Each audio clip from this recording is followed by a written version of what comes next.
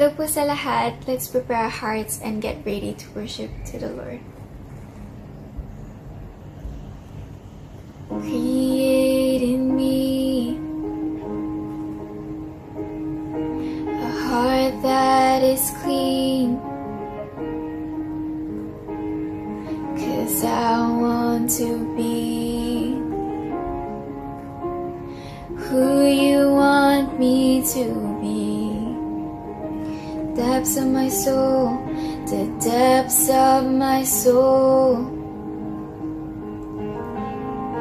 are yours, Lord, to mold.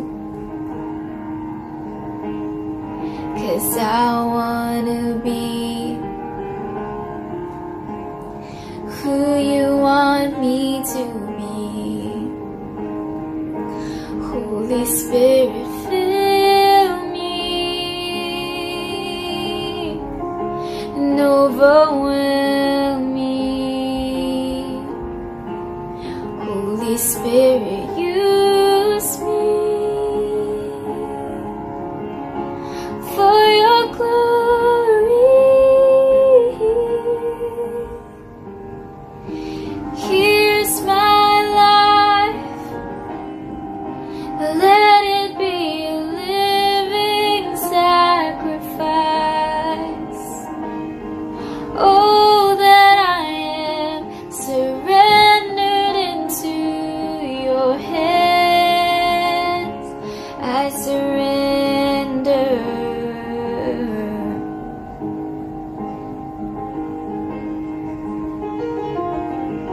No matter where,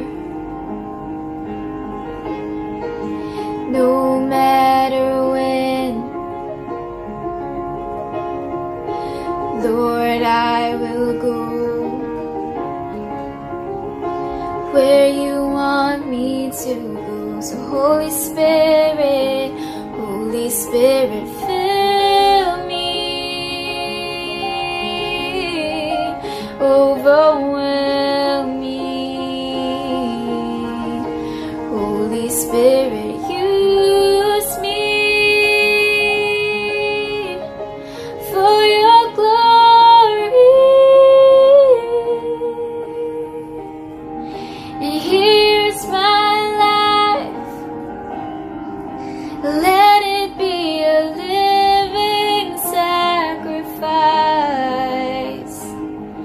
Oh, that I am surrendered into your hands. I surrender. Here I am. And Jesus, let your will be done in me. And all that I am surrendered into your hands. I surrender. I give it all, my heart and soul. Jesus, I'm living for you. You have it all, my heart and soul. Jesus, I'm living for you. You have it all, my heart and soul.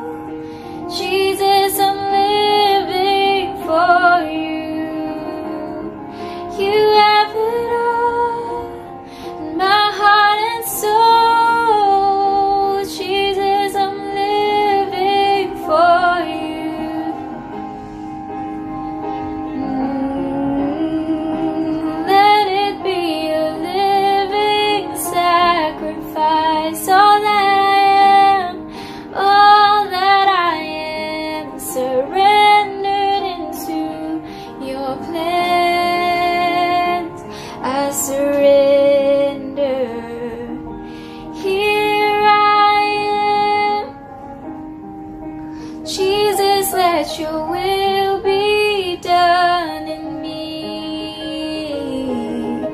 All that I am, surrendered into your hands.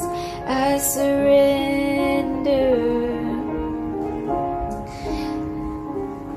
thank you, Lord, for even this time of worship. Lord, we pray, Lord, that, Lord, you would be with us, Lord, even, Lord, as we pray and listen to your word. Lord, we pray that, Lord, you would speak into every heart. In Jesus' name we pray. Amen. Amen. Ngayon naman po, samahan niyo po ako sa pag-pray po sa COVID concern at saka sa event issue po sa mga kayong lugar ngayon, mga brother and sister. Sabay-sabay po tayo manalangin ngayon. Amen. Glory to God. Hallelujah. Lord, hallelujah.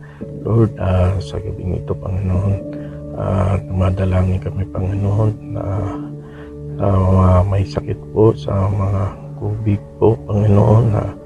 Lord, pagaling mo po sila, Panginoon. Lord God, bigyan mo po ng lunas, Panginoon, na mayroong mga sakit, Panginoon. Sana po magkaroon ng vaccine na, Panginoon, Lord God, upang gumaling ang mayroong mga may sakit, Panginoon. Hindi lang po sa Pilipinas, Panginoon, sa buong mundo po, Panginoon. Yan din po, Panginoon.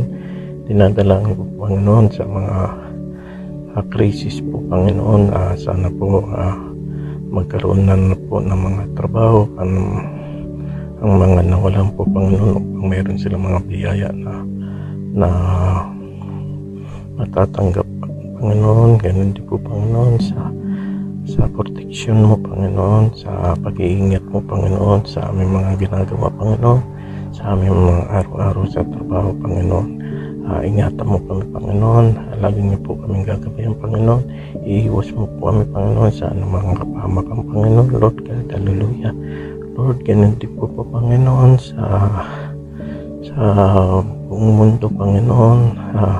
Ano man ang mga dumating na mga pagsubok, Panginoon, sa aming Panginoon. Alam po namin, Panginoon, na nandiyan ka lang, na gumagabay, Panginoon. Sa iyo lang po kami nagtitiwala at pupuri, Panginoon. Lord, sana po, Panginoon, sa Pilipinas, Panginoon, maging maayos na po ang lahat, maging peaceful po ang mga tao po lahat doon, Panginoon, Lord God. Hindi lang po sa Pilipinas, sa buong mundo, Panginoon. Sana po maging maayos na ang lahat, Panginoon. Mawala ang mga virus, mga sakit na dumarating, Panginoon. Lord, alam po namin na ikaw lang ang nakakaalam ng lahat ng ito, Panginoon. Lord, titiwala po kami, Panginoon. Sa iyo lang po kami makapit, Panginoon. Lord God, hallelujah. Lord, maraming salamat, Panginoon. Ikaw lang po ang pinupuri, sinasamba. Maraming salamat po in Jesus' name. Amen. Hallelujah. Amen. Today, we will talk about the feeding of the 4,000. Okay? Let's pray po muna. Tayo po muna ay manalangin sa Panginoon. I would like us to pray and ask the hand of God in this time. Lord God, we would like to thank you, Lord, for all our Middle East, Europe team, Lord, who is here right now. Lord, I pray, God, that as they come to you, seek you, Lord, that you're going, God, to fill them, God, with your word and with your spirit. Lord, I pray that you're going to bless our time together. Lord, be with us, God. We welcome your Holy Spirit, Lord. You said that 2 or 3 are gathered in your name. You are in the midst of us. And that's what we desire. And that's what we declare. That right now you are in the midst of us. Speak to us, Lord. Let your word come alive. Let your word, oh God, indeed we will able to experience it.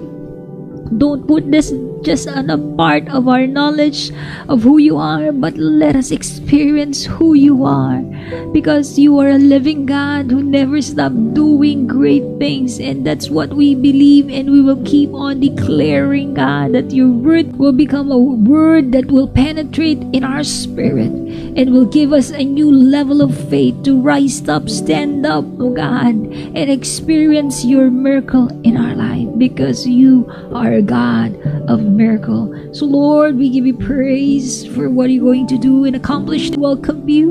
We welcome your spirits. And Lord, oh God, we would like to praise you. And this is we pray in the mighty name of our Lord Jesus Christ. Amen. Amen.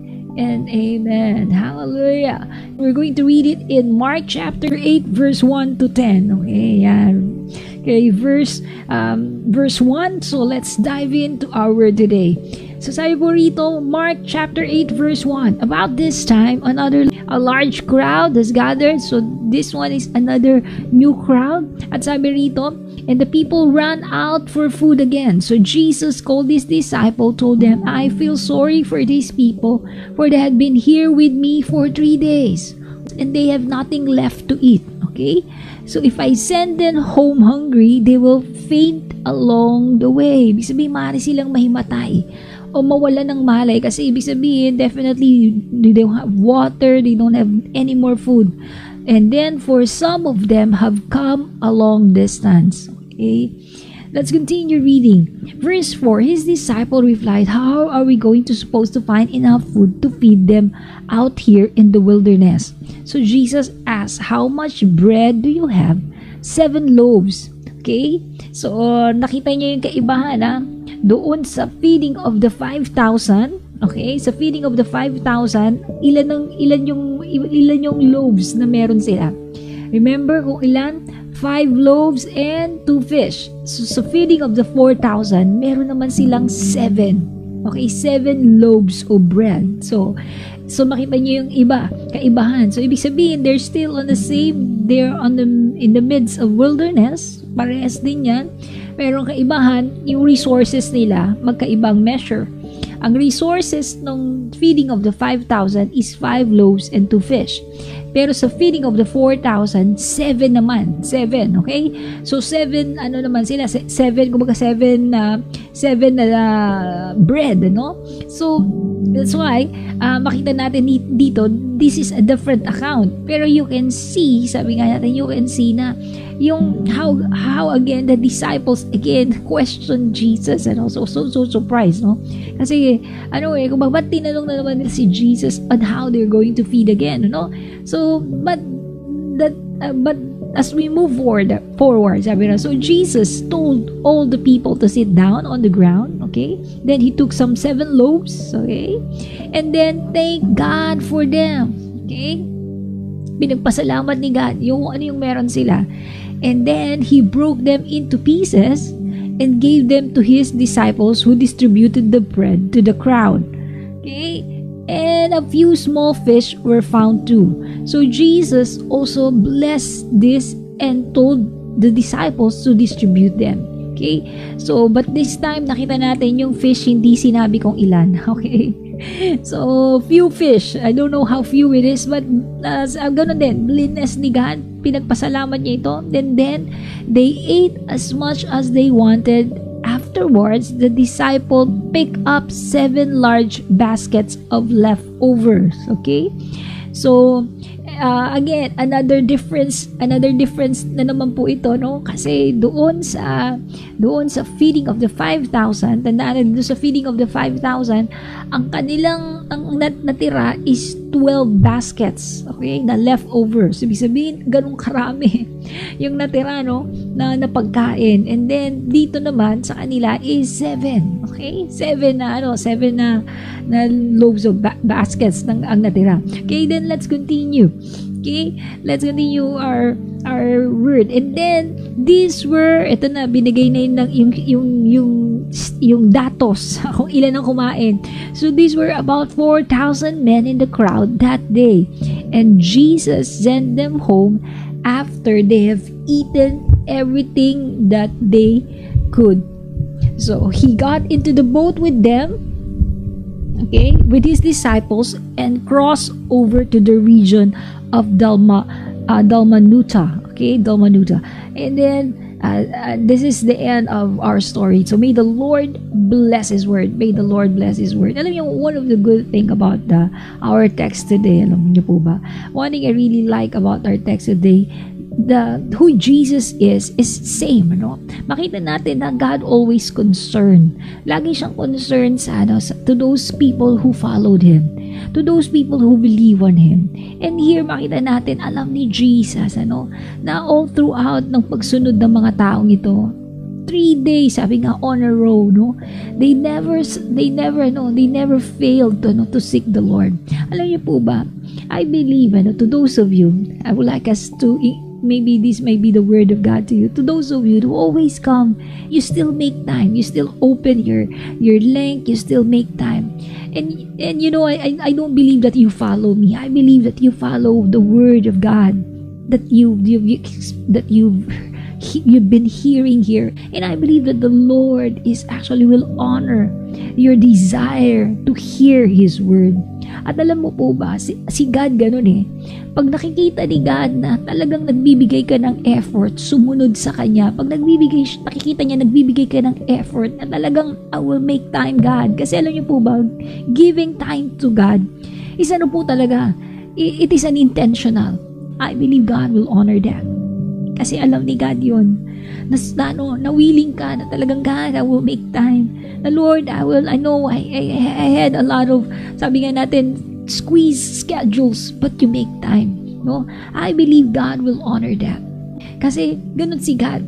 Si Jesus dito, tandaan nyo, 3 days. Alam ni Jesus na, sabi natin 3 days yun, pero tandaan natin 3 days in a long journey yun. Ibig sabihin, alam ni Jesus, yung mga bagay na ginagawa mo para sa Kanya. And you can see here, when Jesus saw their situation, alam mo, dito yung mga tao, nakita natin, hindi sila nag-complain. Okay? Technically, itong mga tao to, hindi sila nag-complain. Kasi they've been with Jesus. But Jesus, even they don't complain of their needs. God knows their needs. That's the power of Jesus. Alam mo ba, maaaring iba sa inyo, sabi nga natin, medyo parang konti yung tulog ko kasi medyo nag-extend pa ako ng another hour here, coming here, every night in LBJ prayer, no? Pero, alam nyo ba, si God, God can multiply your time. God can actually give you a different strength. God can actually give you a fresh heart, fresh time, Kasi ganun yun eh. Lahat ng ibinibigay mo sa Diyos, tandaan mo, pag yan, na-touch mo si God, God will bless it. If you give time to God, God will bless also your time.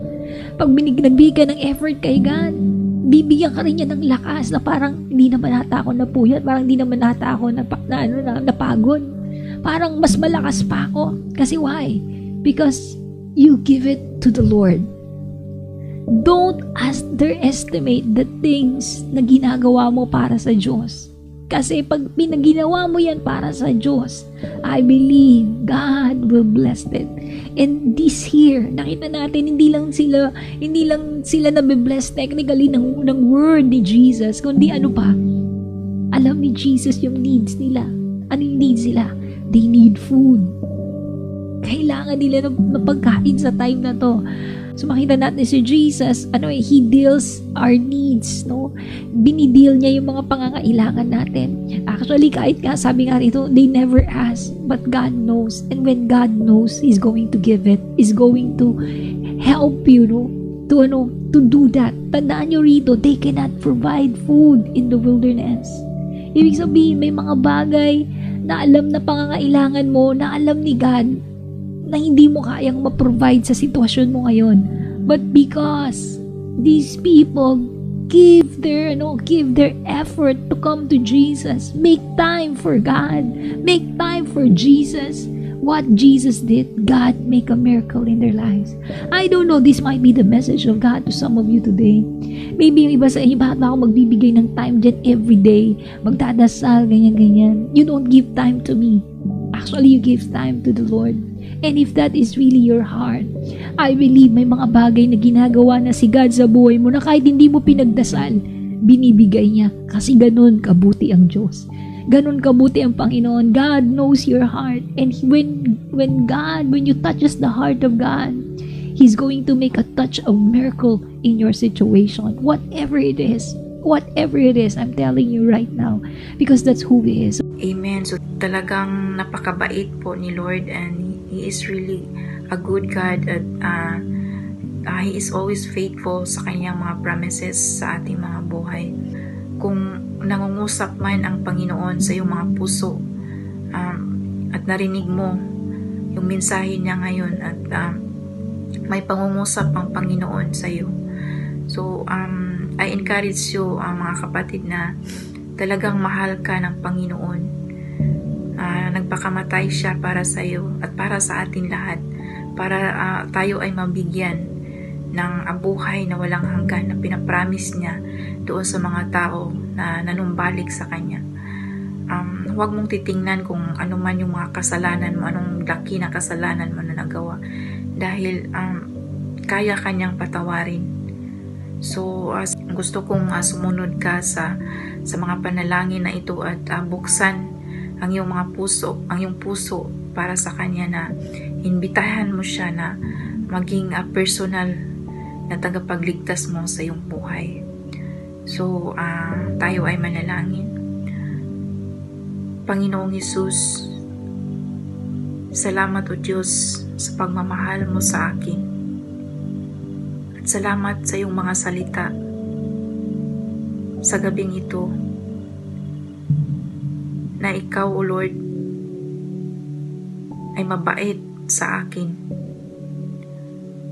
Lord, patawarin mo po ako sa aking pagkakasala at lumapit ako sa iyo na may pagpakumbaba.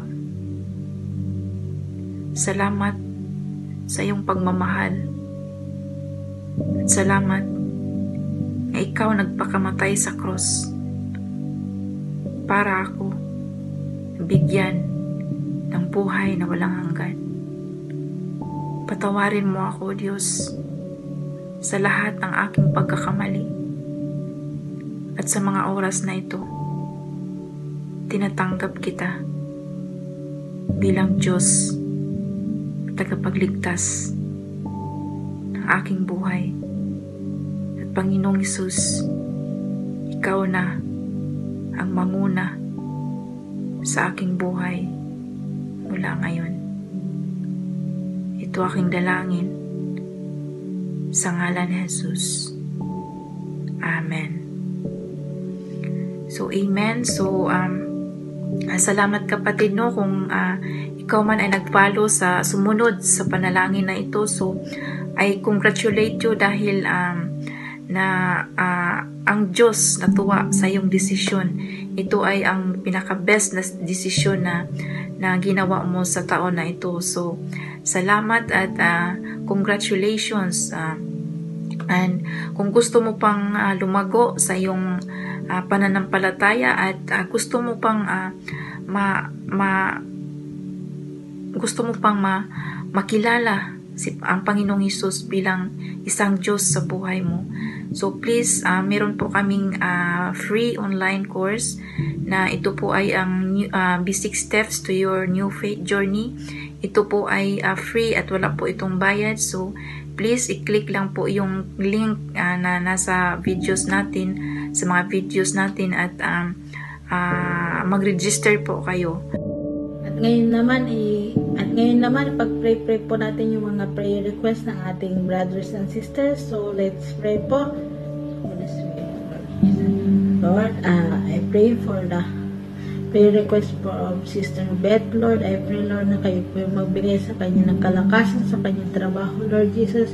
I pray din po, Lord, yung kailingin niya po na, Lord, yung kaayusan sa kanyang kapatid, Lord, sa kanilang relasyon, Lord. I pray, Lord, na kayo po magbigay ng peace and love and joy po sa kanila, Lord.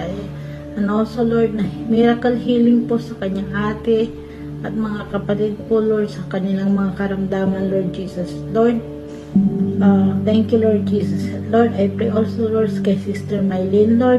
I pray, Lord, na kayo po manguna sa kanya, Lord. At Lord, nawa, Lord, gamitin niyo po siya kasi tilaw sa kanyang mga kakilala at sa buong pamilya niya po, Lord. At Lord, dalangin ko din po, nabigyan niyo po siya ng kalakasan, Lord, sa kanyang trabaho, Lord Jesus. At Lord, kayo din po yung Lord maging sentro ng kanyang puso, Lord Jesus, at kanyang buhay, Lord. Lord, I pray also, Lord, kay Sister Joby, Lord, na I pray, Lord, na kayo po yung mabigay sa sa kanya ng kalakasan, Lord, sa kanyang trabaho, Lord Jesus. At Lord, ganon din po, Lord, sa kanyang pamilya sa Pilipinas na nawa, Lord, kung ano man yung mga pagsubok na dumating sa kanilang buhay is nawa, Lord, is mapagtagumpayan po nila at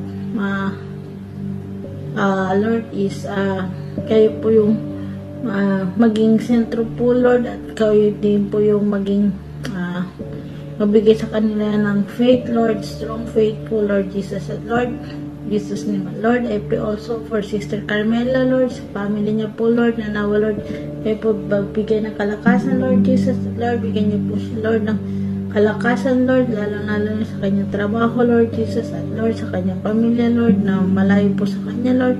Pray, Lord, na provider needs, Lord. At Lord, nawa din po, Lord, sa kanyang amo, Lord, na I pray, Lord, na ibigay niya po yung sapat na sahod sa kanya, Lord Jesus. At Lord, in Jesus name po, Lord. At Lord, I pray, Lord, kay Sister Grace, Lord, sa kanyang panalangin na, Lord, bigyan niyo po siya ng, Lord, karoon po siya ng time upang, Lord, makapag-join sa LVG, Lord. At Lord, now, Lord, sa kanyang pag-renew ng kontrata is, Lord, I pray, Lord, na kayo po magbigay sa kanya ng wisdom, Lord, sa kanyang magiging decision, Lord Jesus. At Lord, I pray also kay Sister Nene, Lord, I pray na continue, Lord, na healing sa kanyang mata, Lord. At Lord, continue, Lord, na yung mag-check-up niya is maging maayos po ang lahat, Lord. At nawa, Lord, kayo din po yung magbigay sa kanya ng kalakasan, kanyang trabaho, Lord Jesus. At Lord, patuloy din, Lord, na kayo din po yung mag-guide sa kanya saan man at ano man yung gagawin niya po sa kanyang buhay, Lord Jesus. At Lord, I pray also kay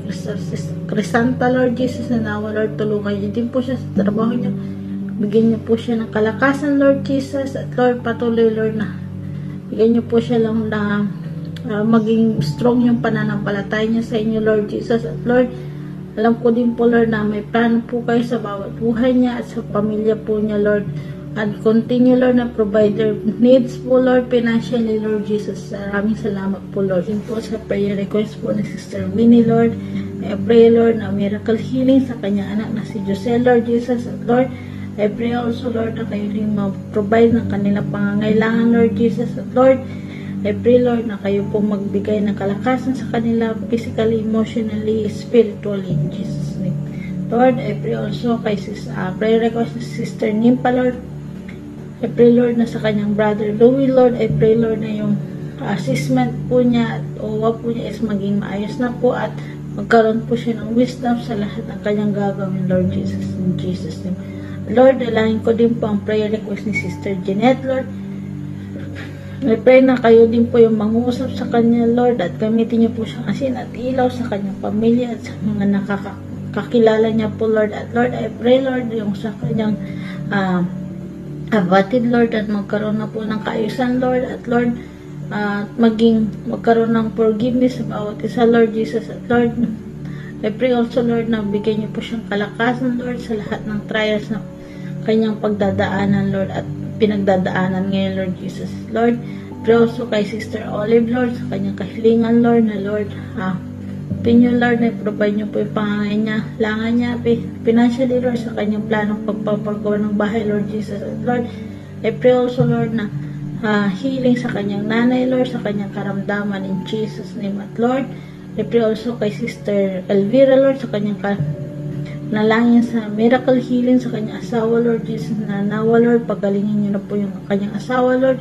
protection and financial needs po nila, provide po, Lord. At Lord, I pray also, Lord, na yung lahat ng test ng kanyang asawa na maging negative at clear ang lahat po, Lord. At Lord, I pray also, Lord, sa prayer request po ni Sister Baby Lanlan sa kanyang nanay, Lord, na kung ano man yung bukol yun. I pray, Lord, in Jesus' name na maging maging maayos po at wala pong kung ano man pong ibang in Jesus' name, healing in Jesus' name for sa mother po ni Sister Bilbilalan. At Lord, I pray also kay Sister Jenny po, Lord, sa kanyang pangangailangan, Lord. I pray, Lord, na Lord, tulungan niyo po siya, Lord, sa financially, Lord, provision, protection sa kanyang pamilya, Lord Jesus. Lord, tuloy, Lord, na bigyan niyo po siyang kalakasan, Lord, sa kanyang trabaho at Lord, sa kanyang pamilya, Lord, na nawa, Lord, maging gamitin niyo din po siya upang makakilala din po sa inyo, Lord Jesus. At Lord, I pray also kay Sister Pina, Lord, sa kanyang Lord, nawa, Lord, continue na protection, Lord, sa kanya, Lord Jesus, especially sa karamdaman niya diabetic, Lord. I pray healing be upon her, Lord, at Now, Lord, yung kanyang blood sugar is maging normal po, Lord Jesus. At Lord, sa mga sa kanyang kuya, Lord, mga kapatid, Lord, now, Lord, na healing sa kanyang kuya, Lord, na may stroke, Lord Jesus. At Lord, no, sa kuya niya, sa kapatid niya po na nakulong, I pray, Lord, na makalabas na po siya at maayos po yung pag-process ng papers in Jesus' name. At Lord, dalangin ko din po, Lord, yung kay Sister Alba, Lord, sa kanyang anak, Lord, I pray, Lord, na maging normal na po yung kanyang blood sugar, Lord, at Lord, bigyan niyo po sila ng protection, Lord, guide them, Lord, and provide their needs, Lord Jesus. At Lord, maraming salamat po sa buhay po ng Sister Alba, Lord Jesus. At Lord, I pray also, Lord, sa prayer request po ni Sister Irene, Lord, na yung magkaroon na po yung kaayusan, Lord, sa mundo, Lord. At Lord, maging healthy po yung kanyang mga anak, Lord Jesus. At Lord, kayo din po yung magbigay sa kanya ng kalakasan sa kanyang trabaho, Lord Jesus.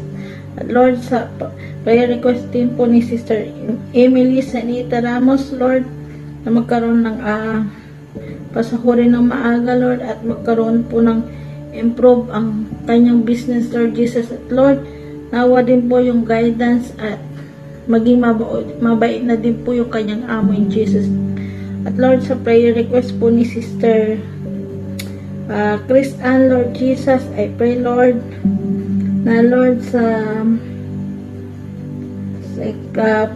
patuloy na lumakas yung kanyang buong pamilya, Lord Jesus. At Lord, and sana po lumago yung kanyang business din po, Lord, in Jesus' name. At Lord, ganon din po kay Sister si Cancino po yung prayer request po niya na kay Sister Delma Cancino na maging negative po yung result ng kanyang ultrasound test. At Lord, now, Lord, sa lahat po ng prayers namin, Lord, at hindi ko po na ipag-pray ng mga prayer request ng mga kasamahan po namin, Lord. I pray, Lord, na kayo po magbigay ng kasagutan, Lord, kayo po magbigay ng answered prayer po. At Lord, now, Lord, is bigyan niyo po sila ng mga pangangailangan po nila, Lord, physically, emotionally, spiritually needs. At Lord, sa mga nangangailangan healing, Lord, pagalingin niyo po sila, Lord, in Jesus' name. At Lord, sa provision, Lord, provide niyo po yung pangangailangan ng bawat isa, Lord Jesus. At Lord, maraming salamat po. Binabalik po namin papurit, pasasalamat sa inyo. Patamis sa pangalan ni Jesus. Amen and Amen. So sa inyo po na hindi po namin na ipag-pray ngayon yung mga prayer request nyo, so huwag po kayong mag-alala dahil meron po kaming prayer team na magpe-pray po offline. So huwag po lang po kayong mag-alala dahil maipag-pray naman to yung mga prayer request nyo. So dito na po tayo nagtatapos at before we end po, meron po tayong mga announcements dito. So be part po sa ating Connecting Lives. Ito po ay small online group na pwede din po kayong mag-ask ng inyong mga prayer request doon. So please be part of it. So meron po din tayong basic steps to your new faith journey. Ito po ay free online course na kung bago lang po kayo sa yung pananampalataya at gusto po nyong lalago at gusto po nyo pang makilala ang gusto ang ating Panginoong Hesus. So meron po tayong mga courses doon na para maturuan kayo kung paano po kayo lalago sa yung faith. So please click lang yung link at sa ating basic steps to your new journey and please register na din po. So please like and share sa ating mga episodes sa ating Facebook page, sa ating Life Voice Journey page, and please subscribe and follow na din sa ating another social media accounts, YouTube and Instagram. So meron din po tayong Sunday online worship at ito po ay mag-start ng 6 PM. So please join us. So meron po kaming Zoom.